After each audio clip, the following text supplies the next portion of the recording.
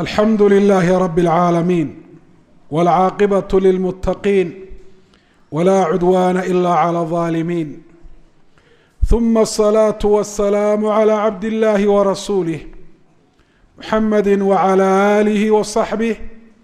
وسلم تسليما كثيرا. أما بعد، أيها المسلمون عباد الله، يوم القيامة addoomuhu ilaahay subxaana wa tacaala markay hortagaan, markay shaahidaan ay indhaha ka qaadaan xaaladaha daran iyo arrimaha adag ee ilaahay subxaana wa tacaala maalinkaasi uu dhigay, waxay ugu baahi badan yihiin waa annajaatu min cadaabi illaahi subxaanahu wa tacaala, waa inay ka badbaadaan ilaahay cadaabkiisa. walihaada baa ducada rusushu waxay noqotay maalinka allahuma sallim sallim, ilaahay una badbaadi, ilaahay una badbaadi. adduunyada maanta aynu joogno,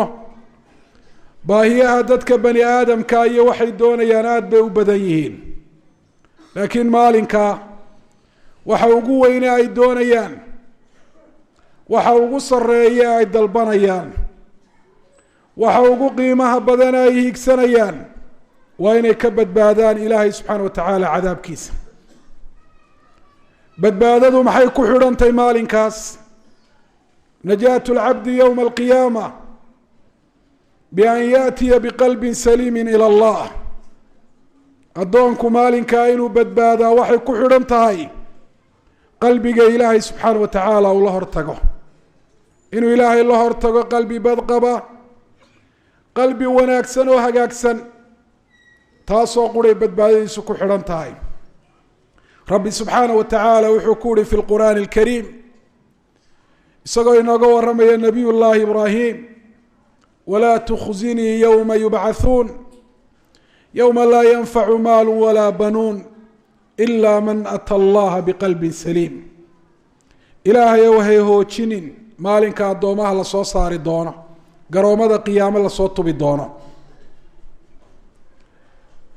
maalinka aanu qofna anfacahayn maal iyo inamo. adduunyada wixii yaalay oo dhan wax halkaa lala tegaya ayaan jirinba, haddii lala tegi lahaana nafci ma yeesheen. walaqad ji'tumuuna furaada kama khalaqnaakum awala mara wataraktum maa khawalnaakum wara'a duhuurikum.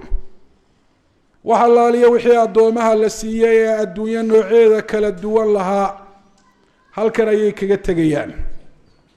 waxaa ilaahay subxaana wa tacaala lala hortegayaa waa alquluub, wamaa xawatu min alacmaal, wamaa tafaraca canha min qowli aw camali liljawaarix. waa qalbiyada iyo waxay camal koobsadeen iyo wixii ka farcamay ee qofku carabkiisa uu kaga qowlay ama xubnihiisuba ay ku dhaqaaqeen. yowma laa yanfacu maalu walaa banuun, waa maxay waxaa addoonka anfacaya? ilaa man ata allaha biqalbin saliim. qalbi bad qaba oo caafimaad qaba, qof ilaahay subxaana wa tacaala la hortegay mooyaane qof kale maalinkaa badbaadi maayo. qalbiga wanaagsan ee caafimaad qaba ayaa addoonka anfacaya marka ilaahay la horgeeyo. fii yowmin kana miqdaaruhu 50,000 sana, maalin aada u dheer oo ku qadaran 50,000 oo sannadood. fabihi takunu najaatu lcabdi min shadaa'idi dalika alyowm. qalbigaasuu addoonku kaga badbaadayaa maalinka xaaladihiisa adag. qalbigaasi ayaa addoonku uu ku gaadhayaa waxa ilaahay u diyaariyey addoomaha maalinka qalbi wanaagsan la taga. fabima takunu salaamatu lqalb, muxuu qofka qalbigiisu ku noqon karaa mid badqabo oo wanaagsan? takunu salaamatu qalbi biliimaani waltawxiid. qalbigu mid badqaba wuxuu ku noqon karaa iimaanka iyo keliyeynta ilaahay subxaana wa tacaala, oo qalbiga camira oo buuxiya. qalbigu mid badqaba wuxuu ku noqon karaa bilcilmi biاllah wa biamrihi wa nahyihi, inuu noqdo qalbi ilaahay yaqaana, weynida ilaahay yaqaan, magacyada ilaahay yaqaan sifaadka ilaahay iyo tilmaamihiisa yaqaan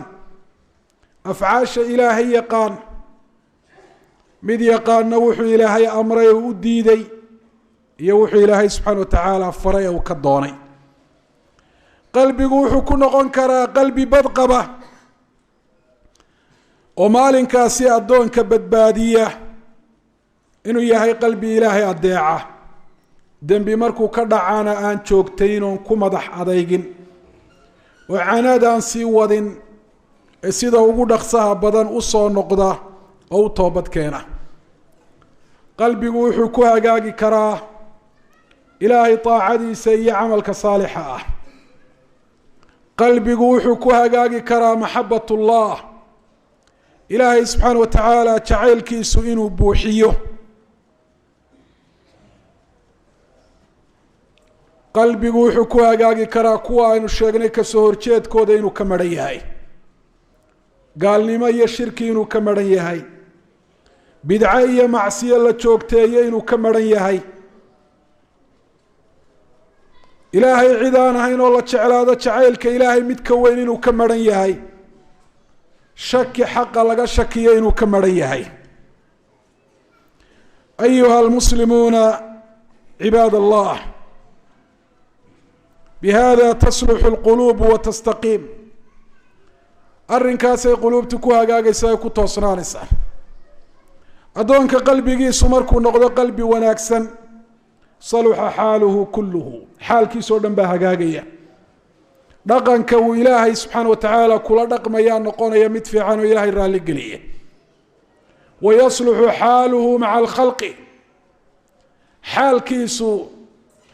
iyo sida uu khalqiga ula dhaqmayaana wuu hagaagayaa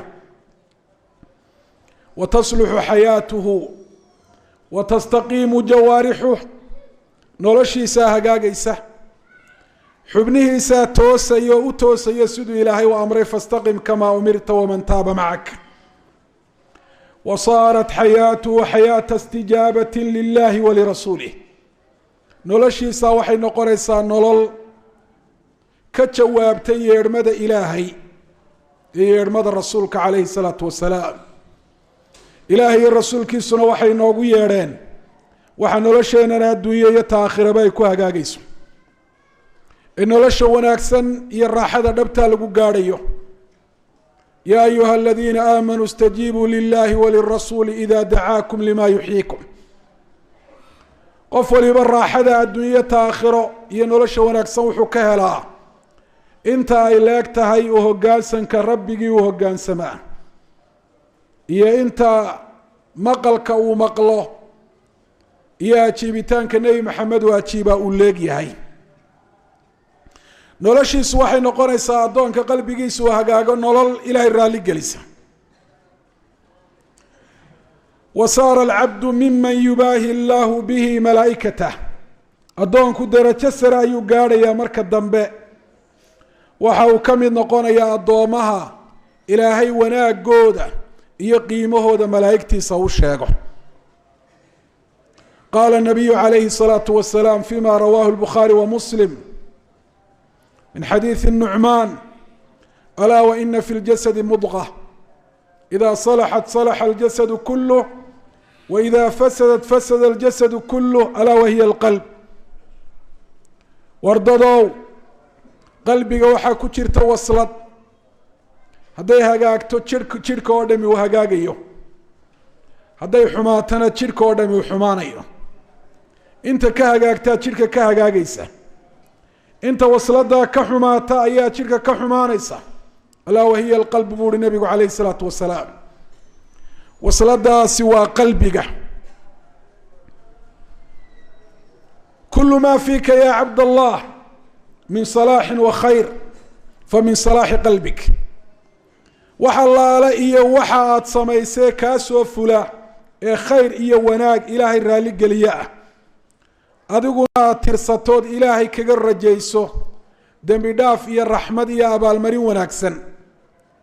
waxa uu ka dhashay hagaaga qalbigaaga wa kulu maa fiika min fasaadin wa sharin famin qalbik wax allaaliyo waxaad qoonsato iyo khalad waxaad isku og tahay وحلالية وحا شركا سوفلا مد قلبي مد قول iyo mid camal waxa uu ka dhashay shar qalbiga ku jira fa kullu ina'in billadhi fihi yandahu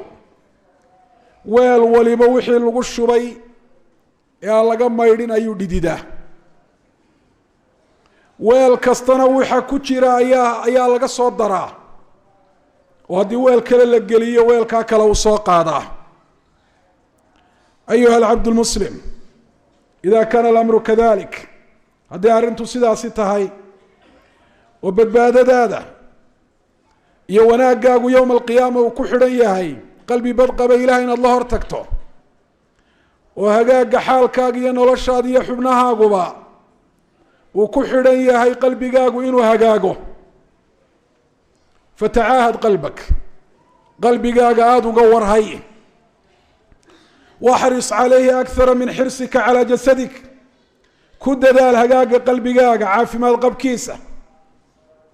quudintiisa intaad ku dadaalayso jirkaaga iyo danihiisa iyo wanaagyadiisa inaad u ilaaliso in ka badan tacaahad iimaanaka ya cabdallah faliimaanu yaziidu wayanqus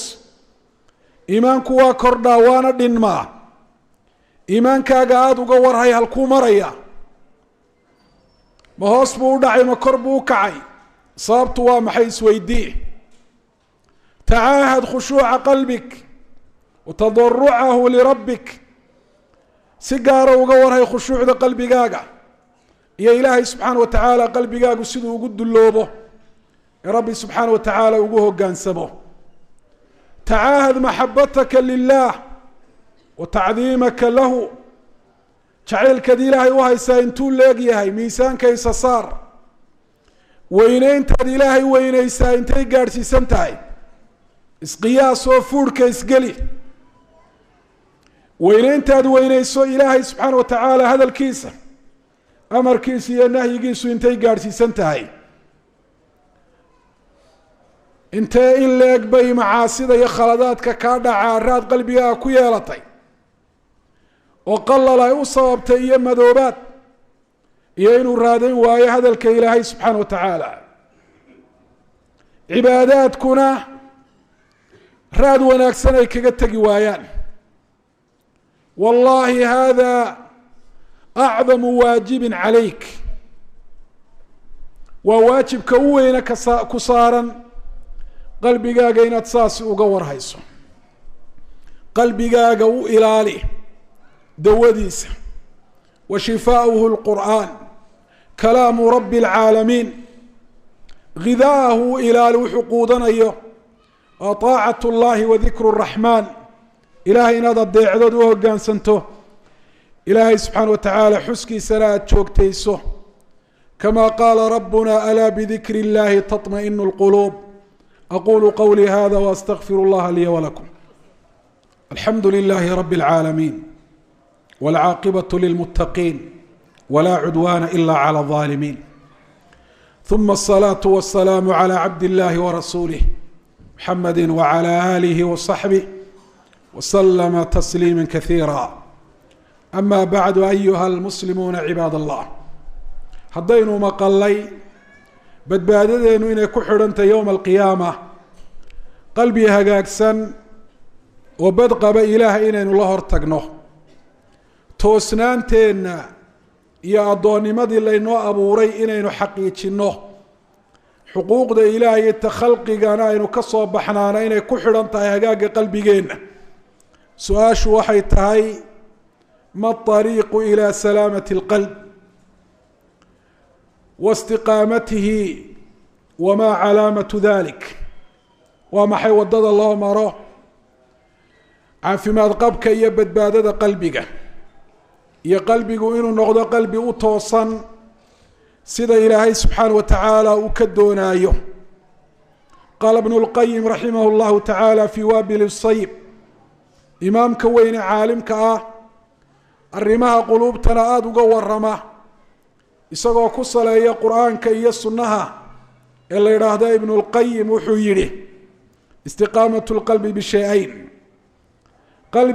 qalbigu laba sababood buu ku toosnaadaa وقلبي وددي إلهي كتوصن إنه نقضه لبدا الرموت بالصابة. أحدهما أن تكون محبة الله تتقدم عنده على جميع المحاب، وتعيلك إلهي شيء كستو تعليها إنه كوريه، أن يكون الله أحب إليه من كل ما سواه،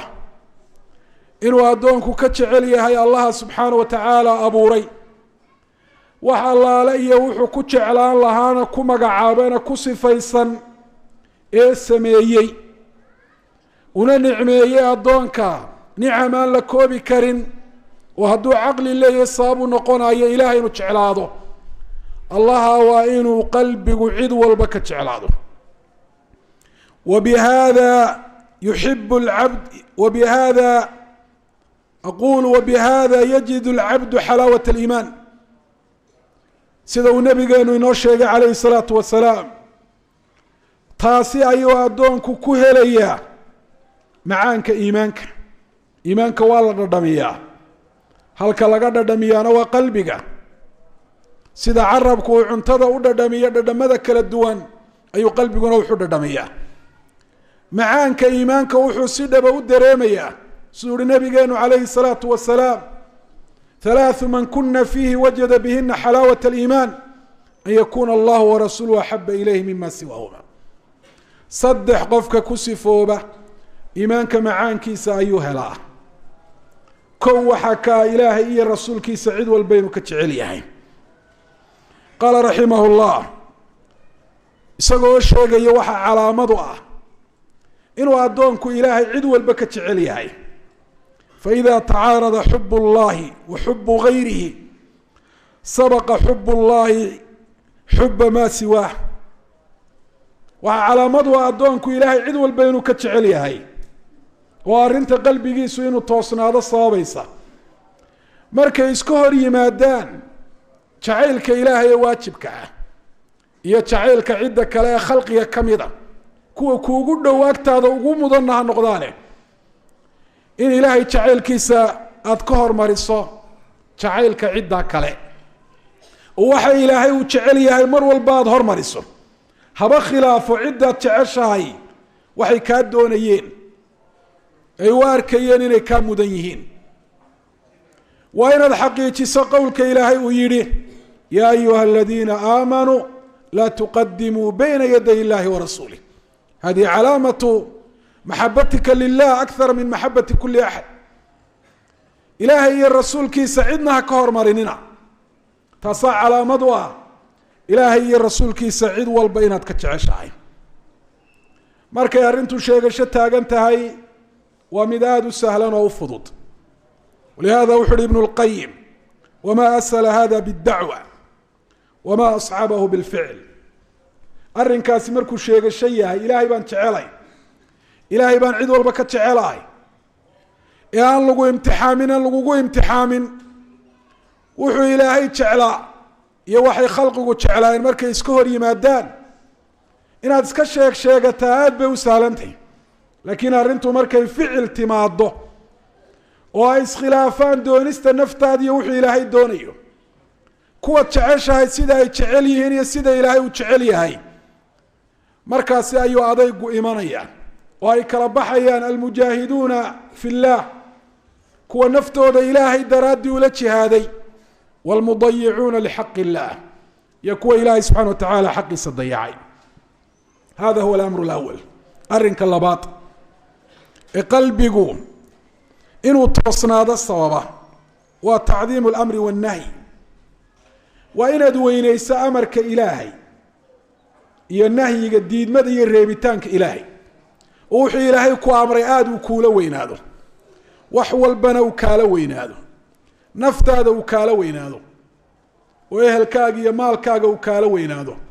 oo wax kasta oo naftaadu ay jeceshahay uu kaala weynaado,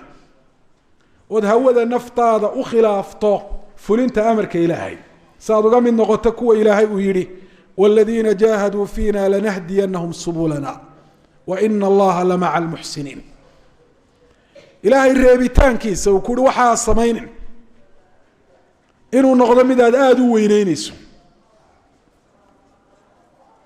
oo ilaahay subxaana watacaala wuxuu kuu diiday aada dareensan tahay inaanu dantaada ahayn adduuniya aakhiraba, oo xataa hadday naftaadu jeceshahay aada uga tegayso tacdiiman lilahi wa maxabatan lahu, jacayl ilahay aada jeceshahay iyo weyneyn ilaahay subxana watacaala aada weyneyneyso. ilaahay wuxuu ku amray inuu kula weynaadaa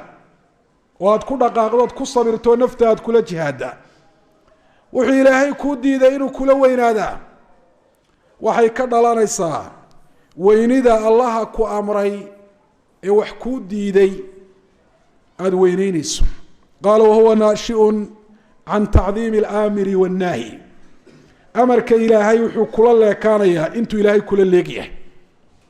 weyneyntaad ilaahay weyneyneysaa inta leeg tahay ayay leekaanaysaa weyneynta amarada ilahay ad weyneysa. wuxuu ilaahay kuu diiday inuu kula weynaadaa xumaantiisa iyo dhibaatadiisa iyo foolxumadiisu ay kuu muuqataa, waxay marba leekaanaysaa weyneyntaad ilaahay qalbiga ugu hayso. walihada buu uhi cabdullaahi bnu mascuud idaa samicta allaha yaquul ya ayuha aladiina aamanuu, haddaad maqasho ilaahay oo le ya ayuha aladiina aamanuu oo muuminiinta u yeedhaaya, faarcihuu samcaka fainamaa bacdahu khayru ya'muru bihi aw sharu yanha canhu. dhegta aada ugu raarici qalbigana u fur dhawaaqa rabbi subxaana wa tacaala, waayo waxa ka dambeeya ama wax ilaahay ku amrayo dan ku ah, ama waa wax ilaahay uu kuu diidaayo oo dan aan ku ahayn. ayuha almuslimuuna cibaad allah, xaqiquu maxabatakum lilah litastaqiima quluubukum, wacadimuu awaamir allahi wa nawaahiih alwaaridati fi lkitaabi waاsunna, tanaaluu raxmat allahi wamagfiratahu wاdarajaat اlculya fi اdunya wاlaakhira. allahuma صli calى nabiyina muxamed wعalى ali nabiyina muxamed kama صlayta calى ibrahima wعalى ali ibrahim, wbarik calى muxamedi wعalى ali muxamed kama baarakta calى ibrahima wعalى ali ibrahim fi اlcaalamiina inaka xamiid majid.